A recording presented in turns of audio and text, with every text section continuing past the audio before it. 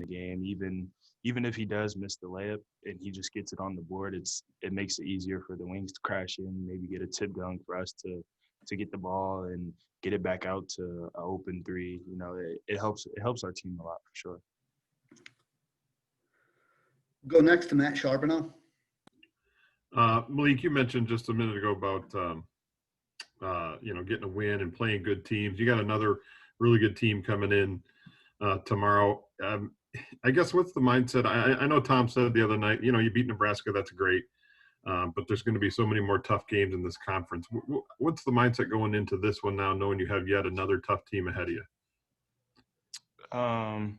Like I said, it's mostly we're just kind of focused on ourselves not ourselves, but like we're focused on improving what we need to do to get better, along with knowing that after every single game, there's going to be another good team that we're going to have to play, because that's how the Big Ten is. Does that, when you have so many good teams and tough games, does that keep you from – I know sometimes when you lose 3, you feel like you want to get it all back at once, but does that kind of help you guys focus on each game at a time and not try and look too far ahead? I think it does. When there's good games, every game that you're playing in, it helps you stay focused to know that you have to be on your A game every time. We'll go next to Audrey Dahlgren from WLNS. Hi, Malik. What do you think that you guys did well the other night and that you hope will carry into this game against Rutgers? What were some of the positives that you took away from it that maybe you didn't see in the first 3 games of the Big Ten season? We started to string a lot of stops together, especially in the first 5 minutes of that second half. We started off really well, and that's something that we were really proud of. And the next level of improvement for us is just being able to keep that run going for the rest of the half and through 40 minutes of the game. Thank you. That appears to be all the questions that we have for Malik, so we're going to say thank you to him. And we will follow back up shortly with AJ Hogard.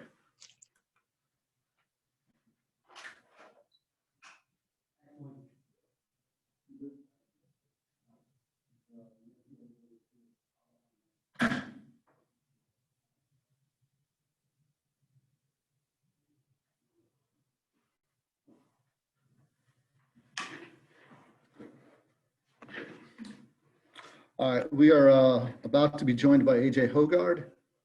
And if we can direct questions to the chat, please, for AJ, and we can get started.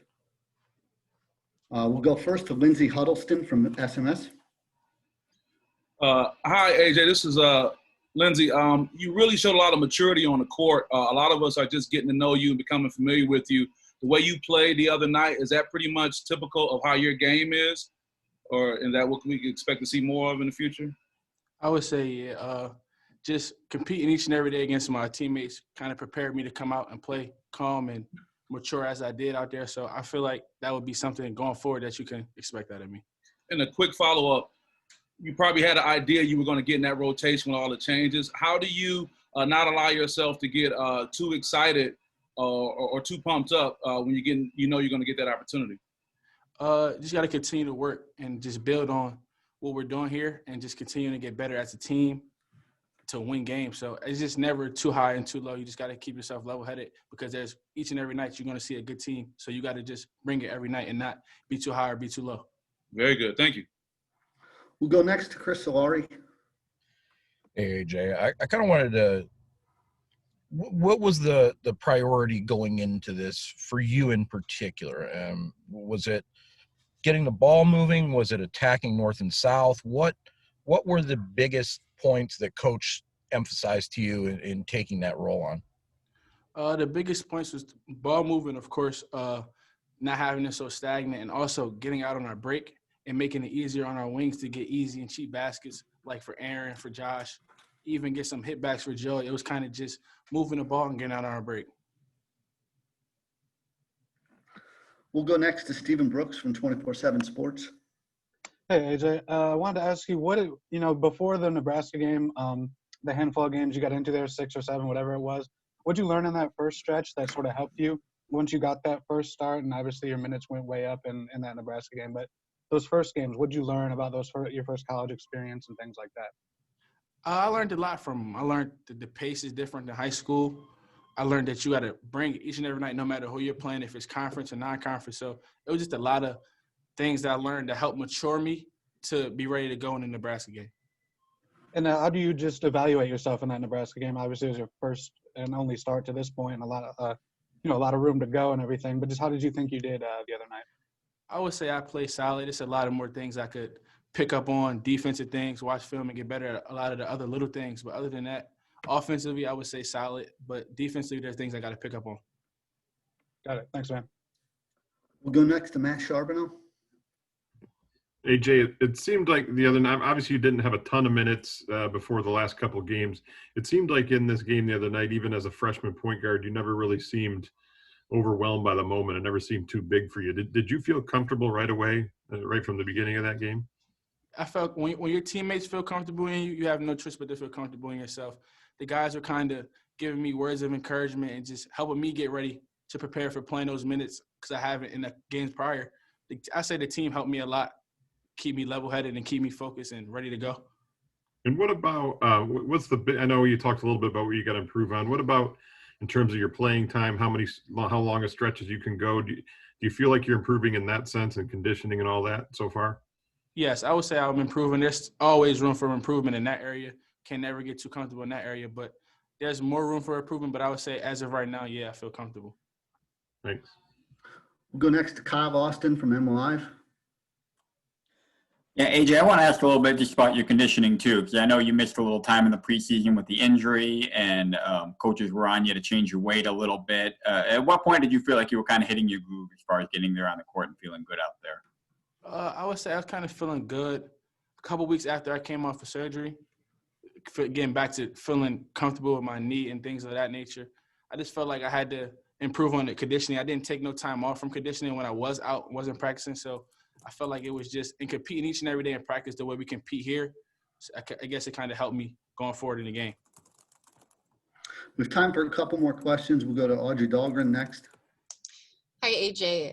The point guard position is usually an extension of Tom Izzo on the floor traditionally at Michigan State. And so how have you embraced that role, or what have you learned in your first start from, starting at the point guard position, and just what added responsibilities have you maybe taken on since all of this? I learned a lot. Learning a lot. Being a freshman here and starting a point guard for the first time, it takes a lot of responsibility, getting guys in spots, saying things that he needs to be referred to the players on the court at the time, being extension to him, like you said. It takes a lot, especially playing point guard here is a little different than the traditional point guard spot anywhere else. So I'm kind of still learning a little bit, but I feel like I kind of picked it up a little faster than some. How have you seen that then? You say it's different than other places. It's just the way we do things here, running on the break all the time, pushing, getting the sets, making sure being vocal, kind of like leading the team on the court from his standpoint because he's not out there with us. Thank you. We'll wrap it up with a question from Chris Solari. You mentioned, AJ, about the defensive aspect, and Coach mentioned that as well the other night. What things in particular do you feel like are that you need to do a little better? And I guess on top of that, what challenges do those Rutgers guards present for you guys right now? I would say for me, on the defensive side, not getting caught relaxing, ball watching. In the Rutgers guards, I feel like they bring an aggressive attack towards us, so we have to be ready to go and ready to defend from the get-go and just be ready down in our stance the whole time for the whole 30 seconds. AJ, thank you so much for taking the time. We appreciate it. Appreciate you. And we'll have Coach up shortly.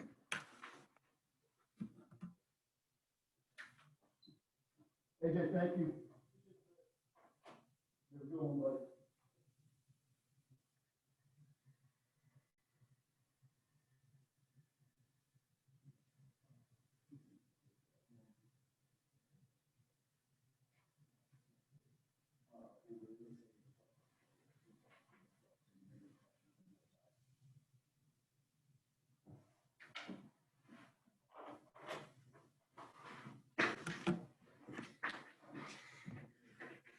All right, we are about to be joined by Coach Izzo.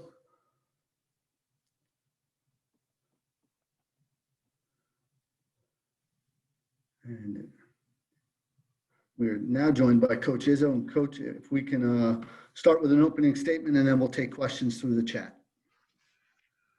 Well, anytime you're on a losing streak, you're just happy to win a game. Sometimes you need to find a way to win. I thought there were some things we did in that game that were very, very good. I wasn't real pleased with the finish, but give Fred credit. I mean, he's got 3 or 4 guys on that team. Allen and McGowan are 2 of the better players that we'll face in this league, and they, caught fire at the end. We're still not finishing games, but we needed to get our wings going. I thought AJ helped do that. He got people the ball. I thought Aaron Henry played his best game as a Spartan, and doesn't surprise me. He did the things he had to do. He got to the free throw line. He got in the paint. He pulled up and hit a couple of shots. He made a couple threes. He just kind of did it in the way he should do it. And I think Josh Langford starting to, play a little better, and I expected that. I thought AJ did a pretty solid job on the offensive end. He's got some work to do on the defensive end, but, did some things that I think are going to help us. And that was good. My next line of business is to make sure that we get Joey, who just isn't getting as many shots as I'd like, and Rocket, putting him in a position on that wing or on the break where he can really do some things. If we can get those 2 guys going, both on the offense and defensive end, I think our team improves a lot. Good teams got 2 or 3 guys that are really playing well, and they got 2 or 3 guys that fit the roles, and that's what I'm trying to do with ours. As far as Rutgers goes, no one I like in this league more than Steve Peichel, not because we're playing him. He's just been a guy that since day one, he has humility and humbleness. He kind of coaches with an old school mentality. His teams are tough. They work hard. And I love the way he's built it. It reminds me of what we did here. He got those freshmen, got a couple kids, local kids. He played those freshmen and took his lumps. Thought last year they got better. This year they're a lot better. I mean, there's no question that Ron Harper has turned himself into not only one of the best players in the league, but I think one of the better players in the country. I think he's upped his value tremendously. And I think that's what happens when a team plays together. Baker was hurt a little early.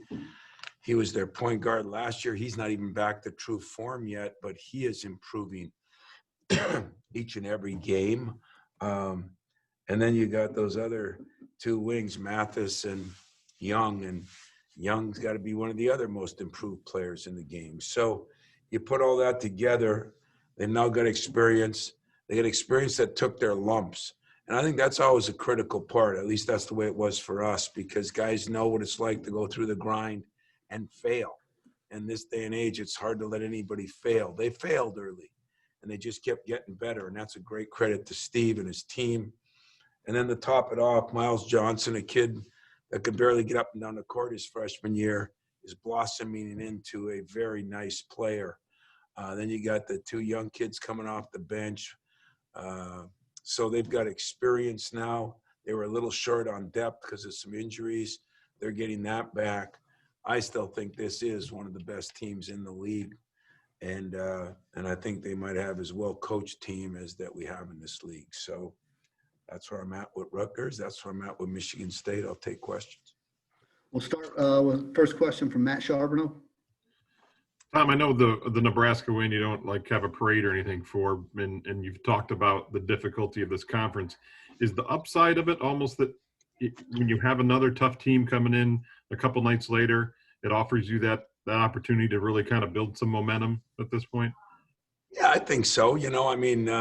I'd be lying to you if I told you yesterday's and today's practices weren't better, just because, everybody's human, Even writers get down if their team's not winning, parents get down, girlfriends get down, players get down, coach gets down. Just the way it works. And so I think that's true. This will be our 5th ranked team that we've played. And so we've got to keep everything in perspective a little bit. It's only our 2nd home game of 5. And I'm not sure home or away is as much of an advantage it used to, but it still is different. And so I think bringing in a team that I think they all but beat Iowa the other day. They got a big win over Illinois. This is a very, very good basketball team. They had Ohio State down 15-12 most of the game, and then all of a sudden, the last 6-7 minutes, I think Ohio State went on a 21-1 run. And so this team, I mean, I say it could be undefeated, and I think too that they're getting some people back now. I thought Baker was going to be one of the best players, and he is going to be, but it's taking some time for him to get back from the injury. So, yeah, getting him in here and getting a chance to really see where we're at, I think is important. As I said, I think for us to be great, we got to get Rocket and Joey going a little bit more, and some of that is on me. And so I'm going to take that challenge and see if we can do it both ways. Yeah, and the way AJ played the other night, a lot of people talking about, hey, maybe Michigan State's finding some things out at point guard. How do you see him responding to that? Maybe some of that, that positive reaction out there. Is he the kind of guy that can handle that stuff and not, get Yeah, we're going to find out. Today's practice, I made sure he knows that he's still a freshman that doesn't know anything. I think that's all part of the process. And the great part is he wasn't a McDonald's coming in, so he hasn't been over pampered, although every kid's been pampered nowadays, but he hasn't been over pampered. His dad is a guy that is pretty hard on him. So I think, he keeps his humility and keeps working. I mean, it's not like he was Cassius Winston out there, but at the same time, I think you're right. I think he ran our team. I think he can make some plays on the break that come natural to him. And that's kind of what we're looking for. And, but, you got to give Aaron and Josh credit too. They did some things with the ball when we got it to them. And so I think we're going to keep building on that. I've been my never-ending chore at center. But if I had to be honest with you, I feel like I'm getting some progress out of Marty, and I think I don't believe I'm going to say this because I keep going up and down with him, but Marcus Bingham has been very good in practice about last week. And so, we're going to need his size some too. So, we're making some progress. We got a long way to go. And yet I've been pleased with the way we've practiced. And hopefully that'll mean we'll start playing consistently better. Go next to Chris Solari. Tom, with AJ, just watching him kind of go north and south down the lane a little bit, how much does that help and affect the big guys, both from his ability to get in there and draw guys, and maybe some of the missed shots as well? And you've talked a lot about the missed shot being a good force of offense for the big men. Yeah, I think it's very true, Chris. I think you've got to penetrate. If you penetrate, you get a chance to get to the free throw line more, which we did. The last two games, we've gotten to the free throw line a little bit more. We talk about when you get in there and you get a shot up, bigs are helping on you, and that gives our other bigs a chance to rebound. We get some chance for kickouts, which we're just starting to work on, because people are swarming you. There's still a lot of growth in this team and a lot of growth in each one of our personnel, but if you get some of the things, and I keep saying it, it's no insult to anybody. It's just everybody plays their position. Everybody does their job. And I'm not sure that the coach's job is to put players in a position they can be successful. And so when I said I look in the mirror, sometimes you don't have as great an opportunity to do that, but you got to find it. And we've been searching. We're trying to find it. But I still think for us to be great, AJ's got to do that.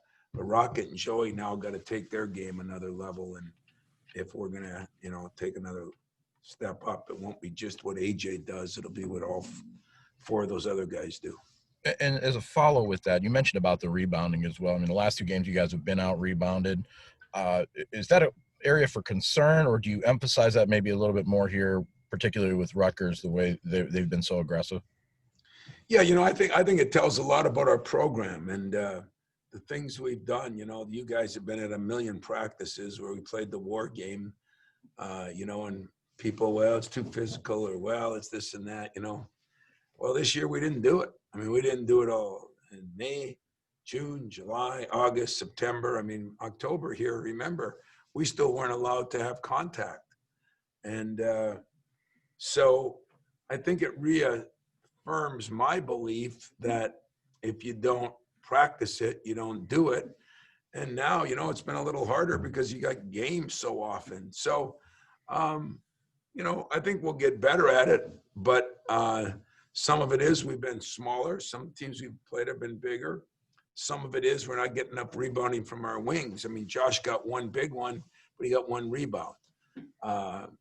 Aaron has got to rebound more. We think Gabe Brown's got to rebound a lot better.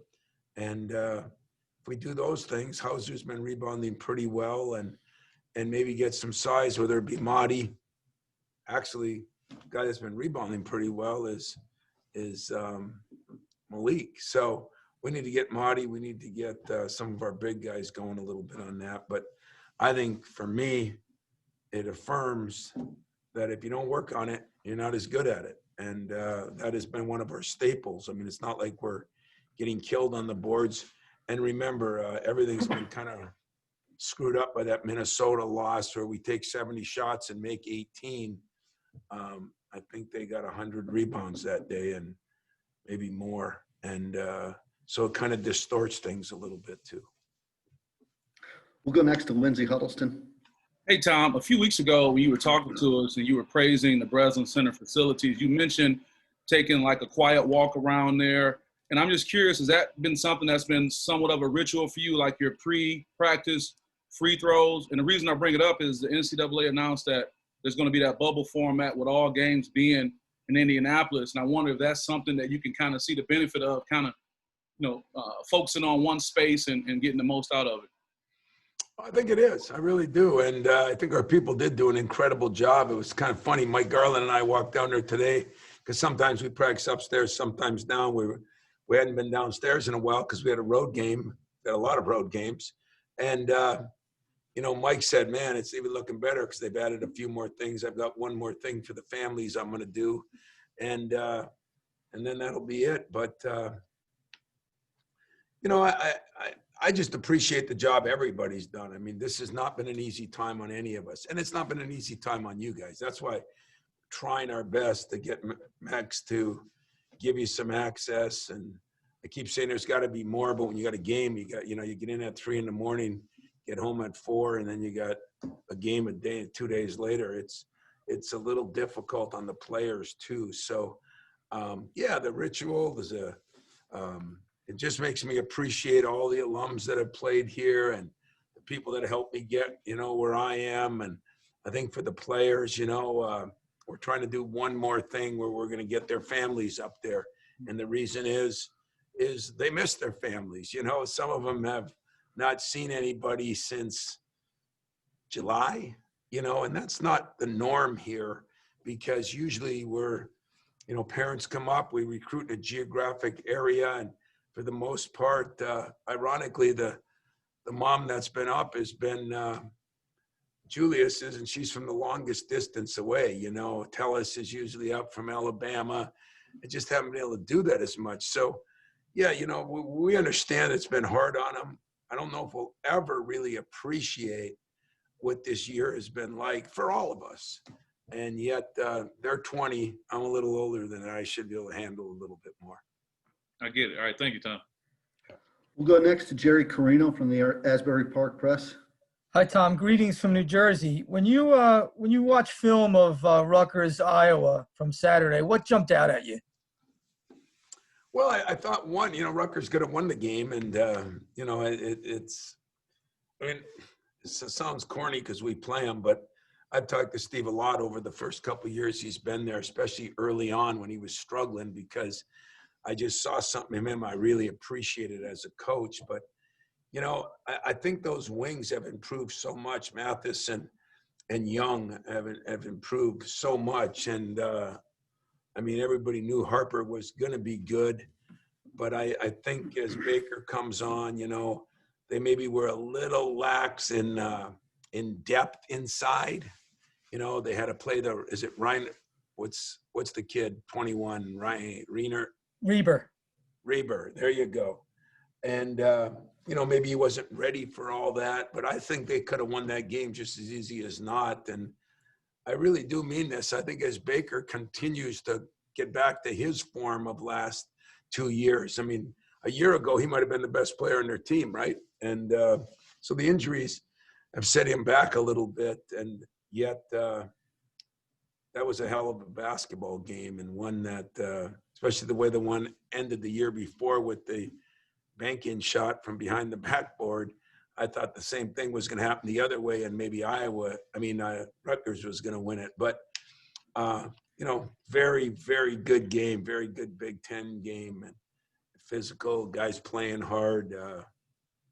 Steve's guys, they mix it up, they play hard. You got to love that about them. Thanks, Tom. You're welcome. We'll go next to Jana Bartle from the State News. Hi, Tom. My question's kind of similar to Lindsay's. With the announcement earlier today with the NCAA tournament taking place completely in Indianapolis, what are your thoughts on that, or Indiana? What are your thoughts on that, and how does that change your expectations maybe of the tournament? It's great to me. I think it's smart. I really do. I think it's a good job by the NCAA. I think, how they're going to do it, I don't know, but, not because it's local for us or more local, because who knows if you even, where you are, if you're in, if you're not in, where it's going to be played, who you're going to be playing. Those are all the things that are exciting about the tournament. But I think they're trying to look ahead. And when it's already the middle of January, you're only a couple months away, and you got to make plans. You can't do this late. So I think they've hung on to see how this pandemic's going to go, how the vaccines. But we know that we're going to be in this for a while yet, where it's not going to be freedom, except in these crazy states that lets everybody walk around without masks on and encourages that crap. So other than that, I think if we take care of our business, I think this is going to be the best alternative. And I think, we're doing what's best for the players, what's best for the game, what's best for the schools. So, it works so well in a different kind of way for the NBA. I think they've already got the blueprint. I think Danny Gavin and that group has done a great job of checking with the NBA and figuring out how they could kind of do things somewhat similar. It's going to be crazy down there. I'm hoping by then fans are allowed somewhere. I'm hoping even media. I'm even pulling for you guys to get in to show you how I've, maybe it's a New Year's resolution. I don't know, but I think it'll be really good. I really do. Thanks. We'll go next to Brendan Quinn. Tom, with Rockets sliding over to the 2, and the guys there already kind of being bulk minute guys, right? Aaron's at 30, Josh is 25, Gabe gets 20. How do you see that actually playing out in terms of the? Well, I think some of those guys will get a little less minutes. I think still Rocket's going to play some point. I just don't want the burden of that on him all the time. I really do. But he was getting 22, 23 minutes. I mean, I see him getting solid minutes. What you got to realize about Rocket is he's still our best defender. He's still our most athletic guy. And I just put all that pressure on him to do those things that you have to do as a point guard. And I want him to have more freedom to do the things that he can do and get him the break, drove baseline a couple times, made some good plays. But you're right. It's going to be that'll be the next challenge that I think will be fine. I talked to Gabe and Aaron and everybody. I mean, those 4 guys are a pretty good mix, but he'll still get more than a couple minutes at the point. It just won't be a steady dose of it. Thanks. Go next to Kyle Austin. Tom, you mentioned a couple times about wanting to get Joey going a little bit more. Does that just mean getting the ball to him more, getting him more shots, or the things you'd like to see him doing a little bit differently? How does that play out? Both. Every divorce is, it's a two-way street. There's, and I looked at Joey and spent some time with him on the plane. In fact, all the way home, we watched some film of the Wisconsin game, of this game, of that game, to really look at why he isn't. And some of it is he's not being aggressive enough, and some of it is we're not getting the ball. I mean, he gets 6 shots a game. A shooter can't get any rhythm in that way. So, and he's had a couple of injuries during games, and it kept him out some minutes and foul trouble once. But he's really a good player that we need. I mean, we need Joey. So we've put in some things for him that we think will help. And I think he has a good feel and understanding of what we're doing too. So it's going to get better. It's all part of what I told you. I said it'd take half a year for him and Josh. Josh had a big game, but he just came off a game when he wasn't as good. We just got to get everybody playing together. And I think that would be the common cry for most teams that are trying to work a bunch of new guys in. That's what we're going to do. I mean, we're going to get him some shots. I mean, he's a guy that should get 10, 12 shots a game, not 6.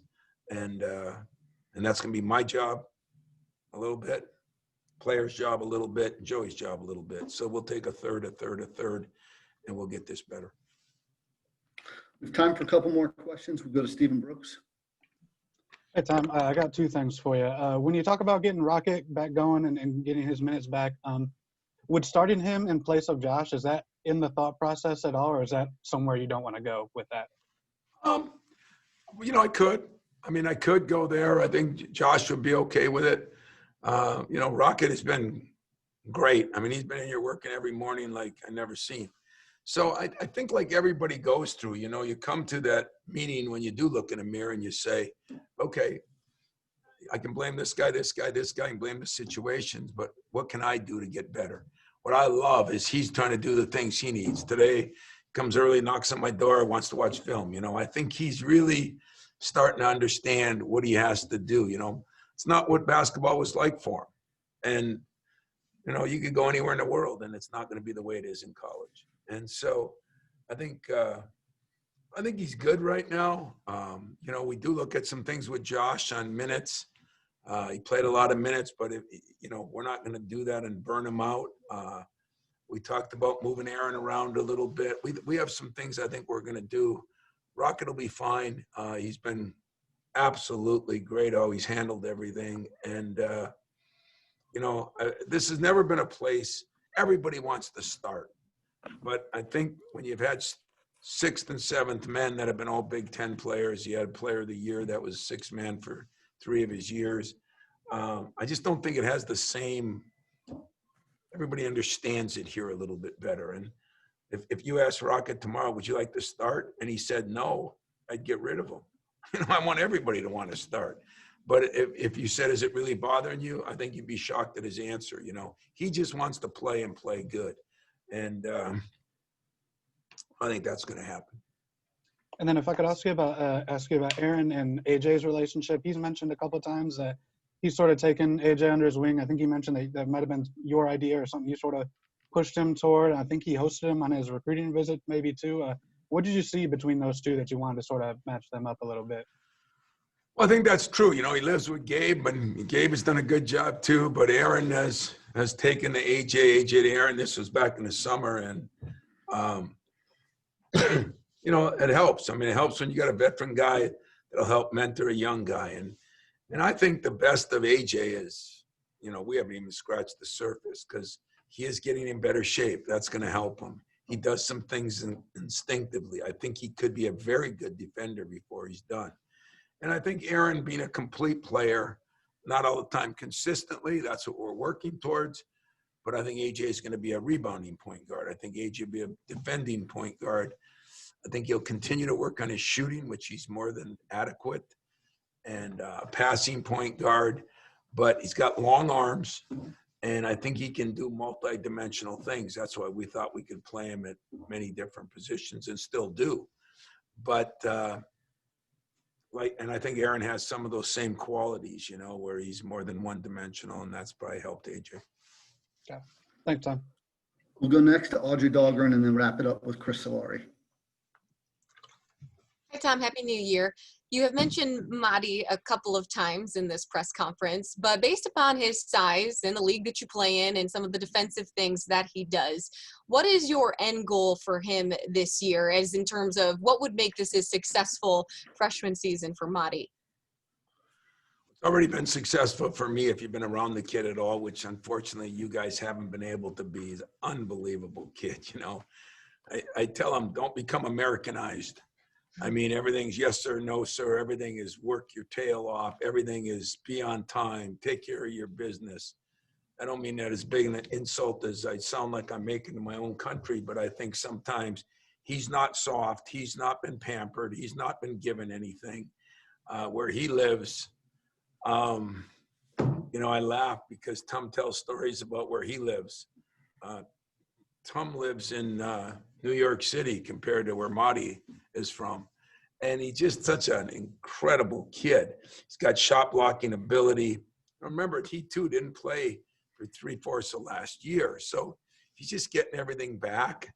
You know, of all the kids to miss out on a summer and fall, Marty was critical because, you know, he's still trying to get the English language down right. And I don't mean that insultingly either. He's just learning, you know, guy's a sponge. But what's going to be a successful season, I think he and Markey have got to keep getting better because we're going to need more size. And I think he's got it in him to do that. He had trouble with his hands early on. Now he's catching everything. I think one of the reasons is he's had that finger tape that he broke.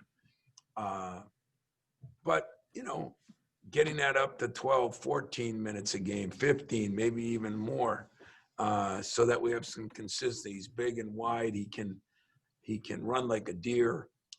He's got quickness, so I think he'll be able to cover ball screens a little bit better. I mean, I think this kid's going to really help us. I think, like everybody, it's going to take till the second half of the season. But he's helped push Marcus. I think Marcus is better. Not that I'm giving up on Julius or not that I'm giving up on Thomas Kithier either. But I think you have a good point. Size is going to matter here pretty soon, and we're going to have to continue to develop these big guys, and we're working on it. And just real quick, how have you seen, I mean, because initially when he first was out there, because we do some ISOs of the players, so we can see their eyes. And, you know, when he was first out there initially, his eyes were going like this, trying to figure out, you know, just read what was going on. How have you seen him become a little bit more comfortable maybe since Eastern Michigan or, you know, early games in the season? I guess that's the advantage of television and being able to zoom in on people because you're so right. He was just like the game, as they say in the NBA or the NFL, you know, the game needs to slow down. Well, his game wasn't at double speed. It was 10 times double speed. And you're right. It was like so many things coming at him and this and that. And that is so understandable. But because he's a student of the game, because he comes in and watches film, everything, you know, academics hasn't been easy for him because he never had an English language base. And how he did at the end of the semester compared to the beginning was remarkable. This kid is a sponge, and I think he is picking up things. But I think you're right on the money. You know, he's had so many things coming at him. It's not easy off the court because of school. It's not easier on the court because we're throwing new plays, and all of a sudden we got different games. He doesn't have a week between games and stuff. But I love how he's handled it. And of all the things, I say this, you know, I'm not happy with the way we played in some ways, but I'm also appreciative. I've got as good a kids. It's a shame that you don't get to be around them more. I probably should, maybe next week we have a little more off week, get everybody in front of a mic so you can all get to know them a little bit better would be a good idea. So I'll try to work on that. All right. Thank you. You're welcome. We'll go last question to Chris Solari. Tom, with the news today with the NCAA, just wondered, has the Big Ten revisited anything about the Chicago tournament? I mean, is it a possibility that it could maybe move to Indy for a dry run to get that shaped up? I don't know if you've heard anything about where the conference tournament's at right now. You know, I knew a lot about the NCAA stuff because I'm on those committees. I don't know as much about the conference stuff, to be very blunt and honest with you, not negatively or positively. But it seems like it would be a decent idea, but I don't know how much you can overload one city either. You know, I'm good with whatever they decide to do. You know, we've done a pretty good job in our league. I think we just had our first real postponement of any Big Ten games. I am worried about the next 2 weeks, though, since so many people went home for Christmas, and I know of more than a couple cases. And let me say this, I was so torn during Christmas about what to do. And where I heard some people say they felt sorry for the kids, I didn't. I was more worried about their safety. And I still think that we did the right thing and the best thing we could do. And I'm agreeing with Dr. Fauci that I think the next 2 weeks we could be in for worse because of what everybody did. And I don't think going home was all of it. I think just not abiding by the protocol that we should, as Americans, abide by after 9 months of the damn thing, but we still don't seem to listen. And if you think I'm on a soapbox, you're right, I am. But I think you look in the league, and we've handled it pretty good as a league. We've handled it pretty good here. Some of it, I think, is the way we handle it. Some of it, I think, we've had luck. We've been lucky. I mean, let's face it. I handled it well and got it. So I'm a walking case. But what they do in the Big Ten, if it's at Chicago, we're going to stick to our same protocol. If it's in Indy, I think it's a good question, Chris. But like I said, I knew what was going on with the NCAA stuff because I'm involved with it more. I do not know what's going on, the thoughts of the Big Ten. And really, I've been just trying to, breathe through a straw from underwater here the last 2 weeks. So I don't know what's happened with it. Maybe in next week when we have a little time, I should do a better job of following up on that. I'll try to do that too and have a little better clue of what they're thinking or what's going on. If they're sharing it, I'm not saying they will. The NCAA stuff, that's been talk on the committee for 2 months. And about a month ago, I thought it was pretty real. And today they announced it. So I think Danny Gavitt, when it's all said and done, how the the running backs always buy, diamond rings, a car. I've seen so many things that they bought for their linemen. All the coaches across the country should buy Danny Gavitt something because the job he's done in trying to both deal with the NCAA issues he has to deal with and yet get input from the coaches has been second to none. His father was the godfather of the Big East and started that unbelievable conference that turned into a TV megastar, just the way it all went. They say the chip off the old block or whatever. Danny, his son, has done that and more. His dad should be proud of it, but we should be happy because he is working relentlessly to make sure this tournament happens and that it comes off the right way. And before he's done, I think the NBA, the NFL, the NHL, he'll be in that discussion with all them when they're talking about their leagues, because I think he's done an incredible job with the way everything's went and the cards he's been dealt this year. And hats off to him. Thanks, Tom.